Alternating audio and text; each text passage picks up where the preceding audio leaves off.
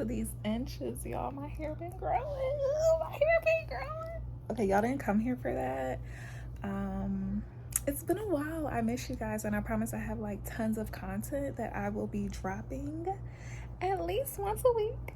As well as this really goes out to Jamie Thompson, like my one of my favorite subscribers.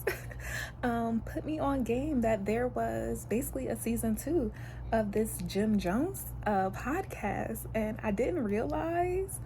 And actually, my hand is hurting already, so let me go get my tripod, and I'll be right back.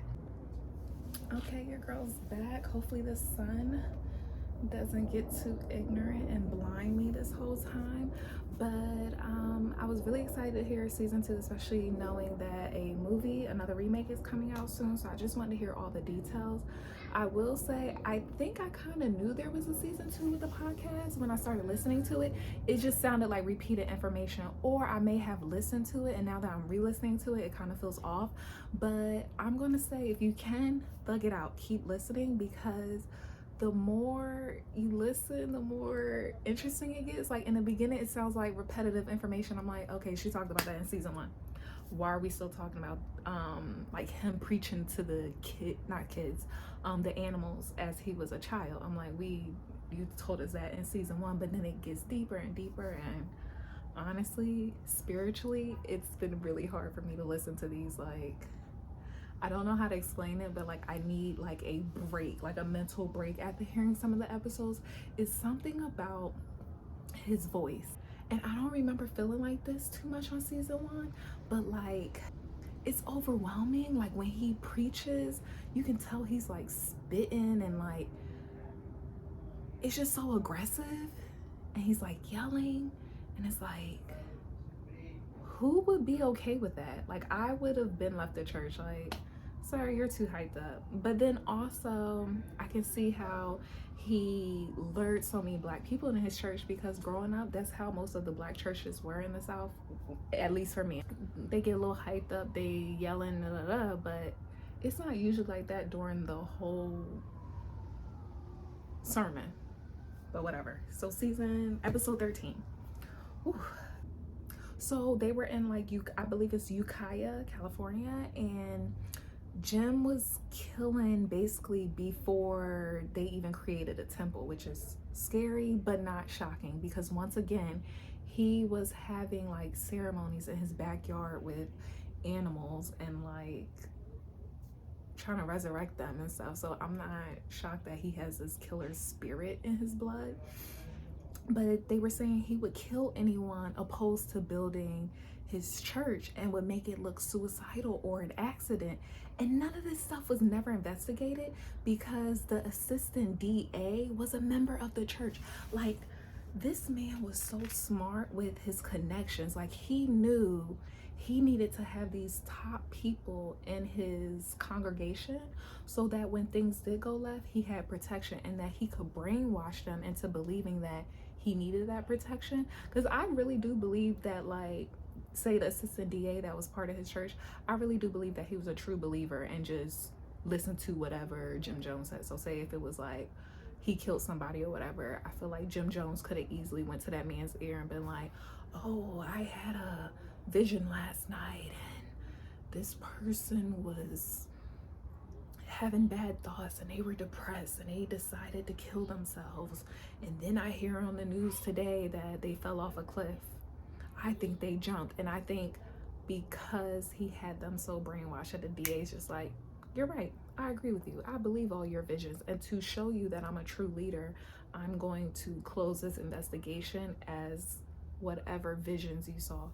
Creepy. Like, that amount of power is creepy, and I think that's why the more I'm listening to these episodes, I'm like, oh, like biting my nails. Like, this man was on another level. Another scenario, they called this guy Whitey and the other girl, his wife Opal. He basically bullied them, ran them off the road. So basically they wanted to leave the church. I believe it was either, I'm gonna say the husband. I'm gonna say the husband wanted to leave the church, the wife wasn't ready, type of thing. But then she followed suit behind her husband, kind of like agreed, like, yeah, this is like too much for us. And he started bullying them, ran them off the road, which once again, there's no serious evidence, but it's like when things keep happening and you're the like you're the common denominator. I have 2 college degrees. Sir, you did it. Or you knew somebody who did it, or you paid somebody who did it, but you were involved. Oh, so creepy just thinking about it. So he had them ran off the road, and it was like this popular highway, and I think in California it would be 51. I can't remember, and I should know this. I'm on the West Coast, sorry. But look, I'm new here. So whatever this popular like highway was is like dangerous turns, and of course it's mountains and stuff out here. It's the desert. So that's where people would keep dying, and it's like no cops is putting two to two together, like, oh, this person was once at this church and now they no longer want to be at that church, and now all of a sudden they're gone, they're dead, they're missing. Like, so that happened. When they ran them off the road, they were all in the car. um One of their children died in that accident, and then Whitey ended up being disabled because of that. um They were originally from Indiana but moved to California to follow Jim Jones. So once again, he got connections everywhere, and he started in Indiana. So because he started in Indiana, he knows people there. He has like the religious connections there, so that when Whitey and Opal try to go back to Indiana, they couldn't even like restart their life. Like they couldn't even move from California to Indiana and like start over, because he basically put a bad taste in everybody's mouth regarding their names. So like they couldn't get jobs, housing, like so they were bullied with that. So Jim sabotaged that. The wife ended up having to like wait tables 20 miles outside of town just to get a job. Mind you, these are people who had like really good like jobs, and now, not saying that there's anything wrong with being a waitress, but like they have to support a family, and now this is all they can do, and 20 miles outside of their town, because Jim Jones has already put out a word: don't hire these people, they can't be trusted. So yeah, she had to wait tables. Another scenario: a 4-year-old baby died. They went to the Cincinnati Zoo for like a weekend trip. um and it was one of Jim Jones. So Jim, he adopted a lot of children as well. So this was an Asian baby. Okay, now I remember. So, oh, this was really sad. So the 4-year-old baby died during the weekend trip at the Cincinnati Zoo. Um, and they interviewed